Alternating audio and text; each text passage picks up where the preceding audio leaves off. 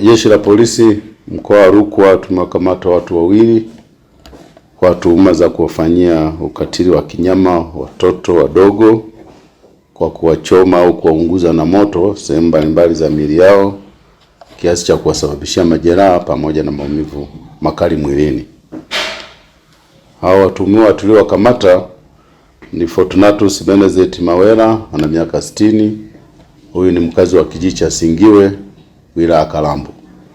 Lakini mwingine ni Aisha Credo Mpepo, ana miaka 25. Huyu ni mkazi wa kitongoji cha Kasanzama, mji mdogo wa Laela, wilaya ya Sumbawanga. Huyu Fortunatus yeye tarehe 19 Aprili 2026 alimuunguza mjukuu wake ana miaka 26 kwa moto maeneo ya mapajani pamoja na tumboni. Lakini alikuwa amemfunga kamba miguuni pamoja na mikononi akimtuhumu kumwibia ndizi. Lakini huyu Aisha Credo Mpepo yeye ilikuwa tarehe 27 Aprili 2026 naye alimuunguza mtoto wake wa kumzaa kabisa, ana umri wa miaka 8. Alimuunguza akitumia pasi ya umeme mgongoni kiasi kwamba alimsababishia majeraha makubwa sana. Yeye huyu alimtuhumu huyo mtoto wake mwenye umri wa miaka 8 kwamba amemwibia shilingi 2000 ambayo yeye alikuwa ameipanga kununulia mkaa. Wote hawa kama nilivyosema tumewakamata na taratibu tunazikamilisha ili waweze kufikishwa mahakamani wajibu tuhuma hizo za kuwafanyia ukatili watoto hao wadogo. Lakini kwa upande mwingine, mahakama ya wilaya ya Kalambo mkoa wetu huu wa Rukwa imemhukumu Bosco John Fatachi miaka 38. Huyu ni mkazi wa kijiji cha Kambo, wilaya hiyo ya Kalambo, kulipa faini ya shilingi 300,000 ama akishindwa aende jela kwa muda wa miaka 3. Adhabu hii ilitolewa na mahakama hiyo baada ya kuwa imejiridhisha kwamba mshtakiwa huyo alimwadhibu kikatili mtoto mdogo wa miaka 8 huku akiwa amemfunga kamba miguuni na mikononi na akamtandika au akamchapa akitumia waya wa umeme. Sababu alimtuhumu kwamba mtoto huyo alimwibia pipi za shilingi 200. Lakini wakati akitoa adhabu hiyo hakimu Nixon Temu aliamuru vile vile huyu mshtakiwa Bosco amlipe yule mtoto fidia ya shilingi 500,000 kutokana na maumivu aliyokuwa ameyapata.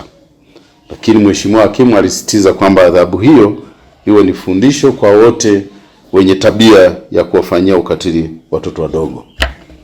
Na Jeshi la Polisi mkoa wa Rukwa tunaendelea kulaani vikali vitendo hivi vya kuwasurubu au kuadhibu watoto wadogo bila kufuata taratibu.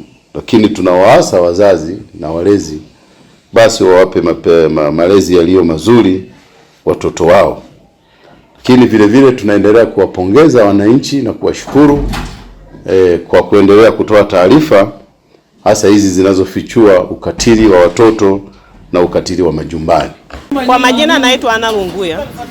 Tumejaribu kumuonya mara nyingi sana. Hata hii leo nilisema jamani, akina mama tujaribu kuandamana, tupeleke nini taarifa kituo cha polisi kwa ajili ya kumwadhibu huyu mama. Ila nashukuru Mungu, sijui ni nani aliyepeleka mpaka limefanikishwa hivi.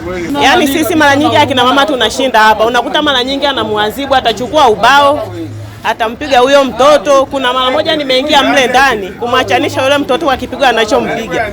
Lakini alinijibu, naingilia ugomvi kama nani we dada? Acha huyo ni mtoto, ni muadhibu.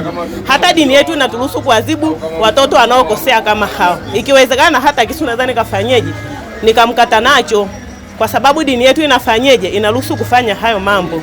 Kwa sisi kama wanawake tunaiomba serikali muadhibu huyu mama ili kukomesha ukatili kwa watoto. Mimi kwa jina naitwa Fulazia Karolo Tasima. Kwa upande wa huyu mama kwa unyanyasaji wake liofanya wa kijinsia kwa mtoto kama huyu hapa, naomba serikali ingilie kati na imwadhibu. Kwa sababu mama hana adabu. Je, ingekuwa kama sio mtoto wake aliyemzaa, je, mtoto akumfikia angefanyaje? Naitwa Mangazini John Gayamiso. Kwa kitendo kama hichi, kwa kweli tunasikitika sana kama wananchi, na tunaomba serikali itoe mfano ili isiwe endelevu kwa kina mama wengine. Tunaomba sana sana uwe mfano kwa kijiji chetu cha Laela. Jina naitwa Charles Alex Mwanambeti. Kwa kitendo kilichotokea kwa huyu mtoto hatujalizana nacho kwa wana kitongoji hapa. Tunaomba mama achukuliwe kisheria, kwa sababu huyu ni mtoto wake wa kumzaa, asiwe na mnyanyasa. Hatujalizishwa na kitendo hichi, make ni matukio ambayo ni endelevu. Kwa huyu mama ambonde na mawe, amfanyie kitu kibaya, mchome na moto mikono.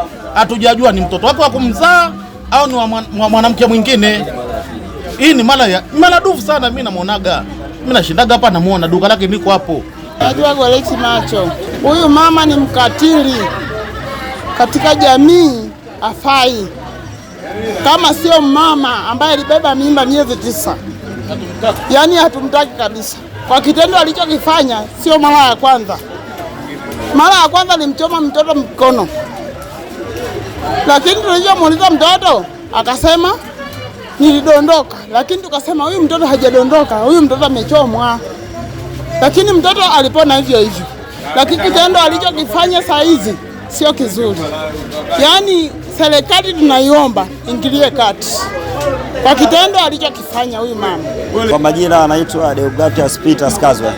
Ndio, lakini changamoto iliyotokea leo na kujua kijana huyu anavyoadhibiwa hivi sio mara ya kwanza.